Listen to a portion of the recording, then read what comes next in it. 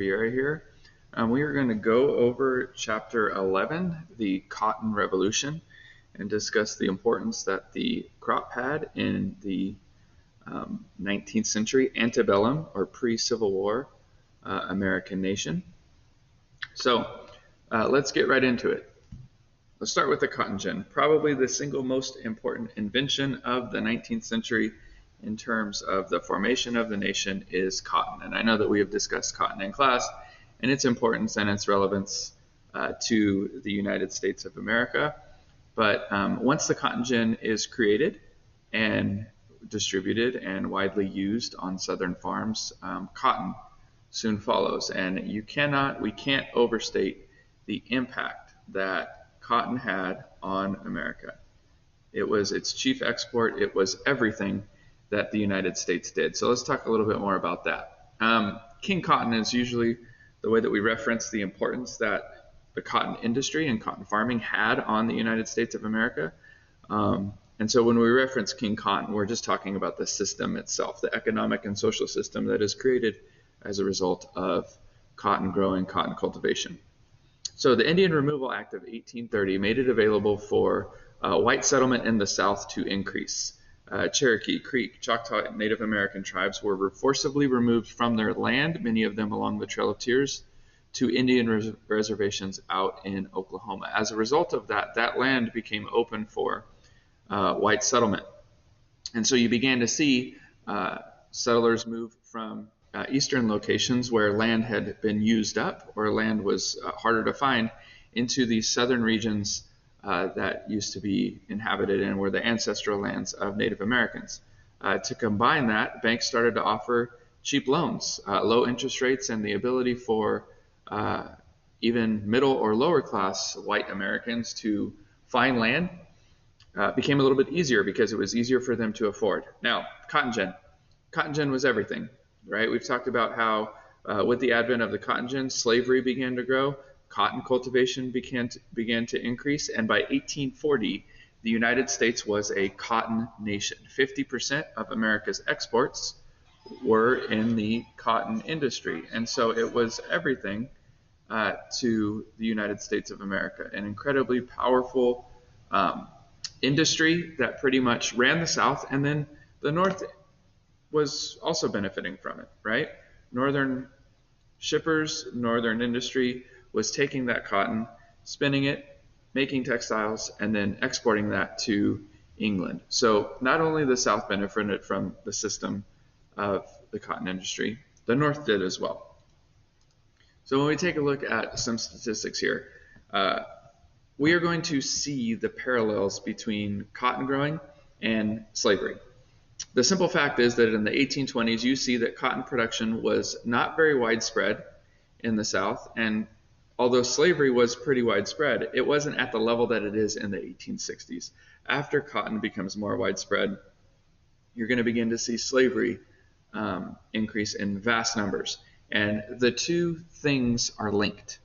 The cotton system is the slave system, and the slave system is the cotton system in the United States of America. You see the cotton belt along that southern part of the United States from Mississippi, where the Mississippi River is, up to the Alabama, Georgia, South Carolina kind of boundary there. That belt is known as the Cotton Belt by historians. So, cotton and slavery. So let's consider the links between the two. The rise of cotton in the United States of America led to an upsurge and a rise in slavery. And not just the increase in the numbers of slavery, the power of the slave system and the power that slave owners had within that economic and then ultimately political system. You see the statistic we have there, the enslaved population of the South did not increase at any rapid rate until the cotton boom took hold in the mid-1830s. By 1860, slaves made up 45% of the entire Southern population. So almost half of the population of human beings living in the South were enslaved. And I'm going to talk a little bit more about the inhumanity of slavery shortly. Plantation agriculture is very wasteful. The fact that the Southern economic and agricultural system was pretty much just revolved around one crop, hurt the land. There's not a lot of crop rotation going on. They're not replenishing the nutrients in the land. And so southern planters are really practicing sort of the worst type of agriculture. And being a farmer's son, I could tell you that crop rotation is critical to make sure that you have high yields and that your crops are doing well. Okay, as the cotton industry really takes hold of the South and southern states, land starts to become concentrated in the hands of a few. And the reason is slavery was expensive. Okay, slaves could run away, slaves could get injured, die from disease, and owning a slave was a very expensive prospect. And so the majority of Southerners actually didn't own slaves because it was so expensive. But you begin to see more and more the wealthy and the elite sort of concentrate their power in Southern society at the expense of the less wealthy Southern planters. All right. Before we continue, I think that it's important that we take a pause and we look at slavery specifically. But even greater than that, let's look at slaves. Okay, the most horrifying aspect of American slavery was how inhumane it is. Slaves are human beings, okay, with hopes, dreams, wishes, just like anyone else. And in a lot of ways, the slave system did everything it could to dehumanize those individuals. And so the history of slavery also dehumanizes those individuals. The experience of a slave, being enslaved, the lashings, the death, the betrayal, the sale, the breaking up of family units, those are human experiences. Much in the same way that you feel pain, slaves were feeling that same pain every single day. And so it's important that when we learn about history, that we take that into account. These are not faceless individuals or nameless individuals. These were people. And the Southern system was set up in such a fashion that it totally removed every sense of humanity that a slave, an enslaved person, had. Family units were broken apart at slave auctions. Slaves carried the weight of these experiences, whether it be the heat of the sun, the beating that was inflicted upon them, death, all of these things they carried in their hearts every single day.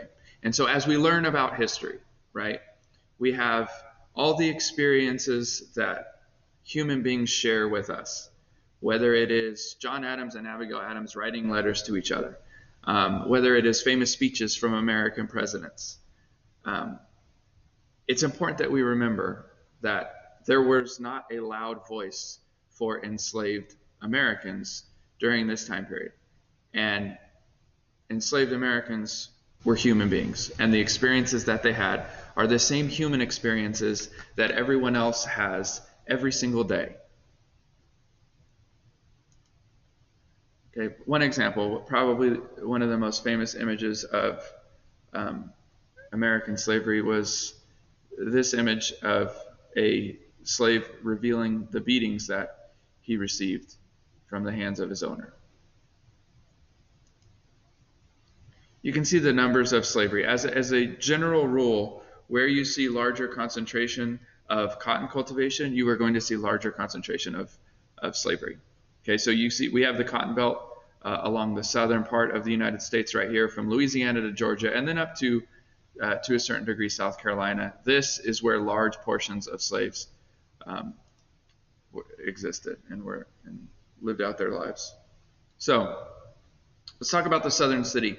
The South is going to be mostly an agricultural region, but there is some urban and city life that does happen, right?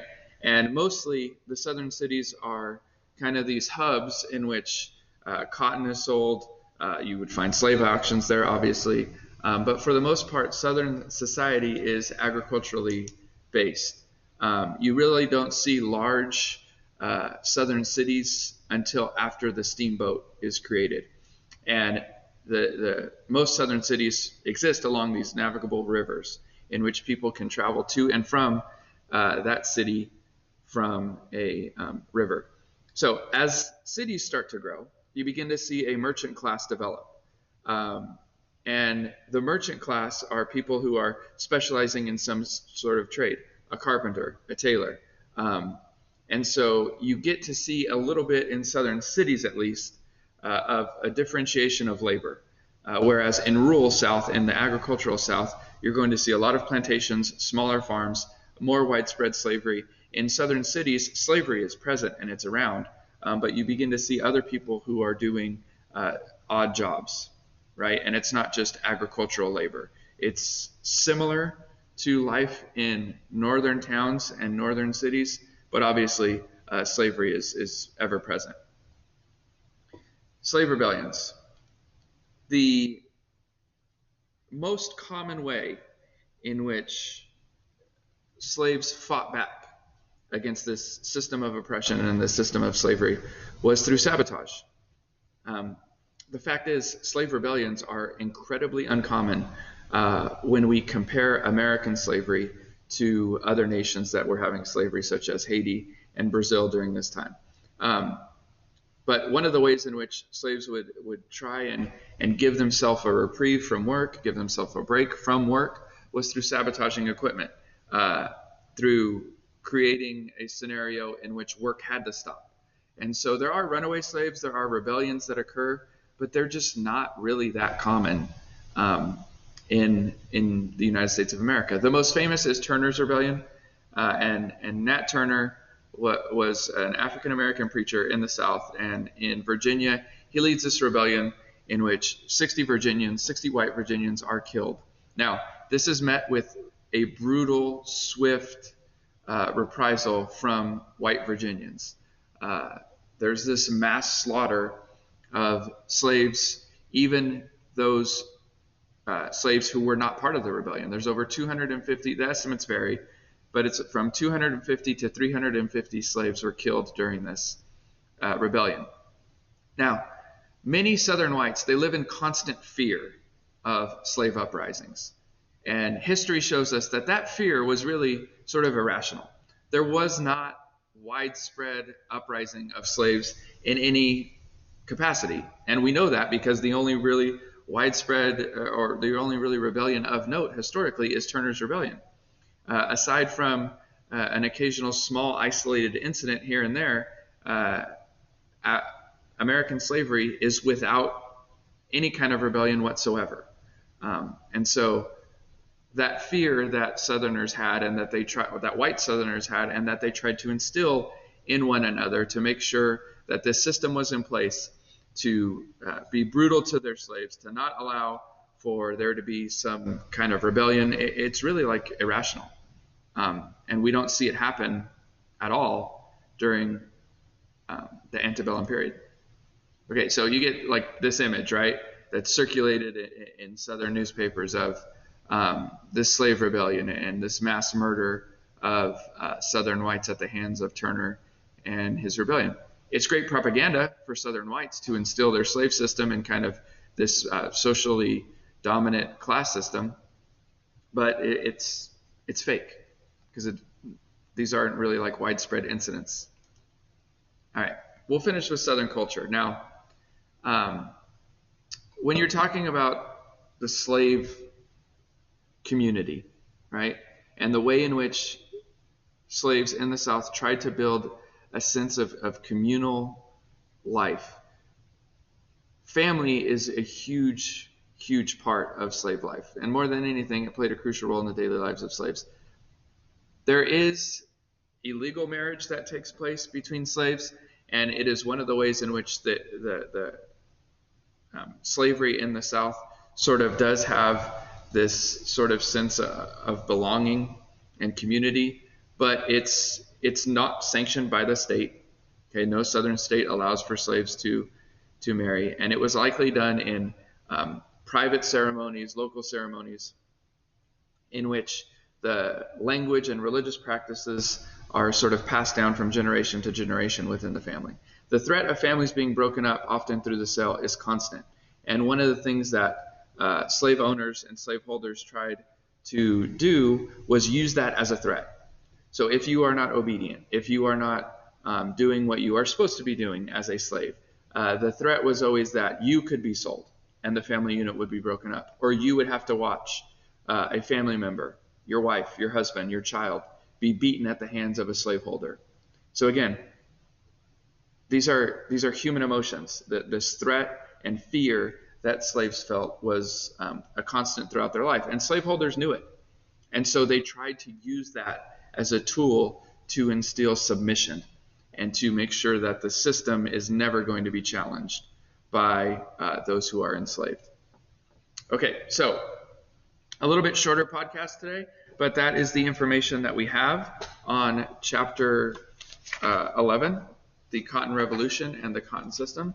Again, I hope that you guys are enjoying the podcast, and enjoy the rest of your day.